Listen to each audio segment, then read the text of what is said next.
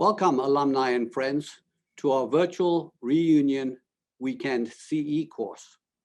I'm very pleased to introduce Dr. Kathy O'Loughlin, D81, Executive Director, and Dr. Jane Grover, Director of the Council on Access, Prevention, and Interprofessional Relations.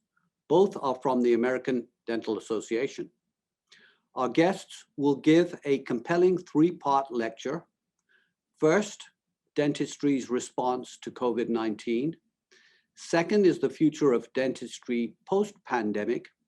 And finally, a discussion on diversity, equity, and inclusion in the field of dentistry. There will be a couple of short breaks throughout the session and a live Q&A at the end, utilizing the chat feature on the right side of your screens. Stay tuned for what will be a very exciting lecture.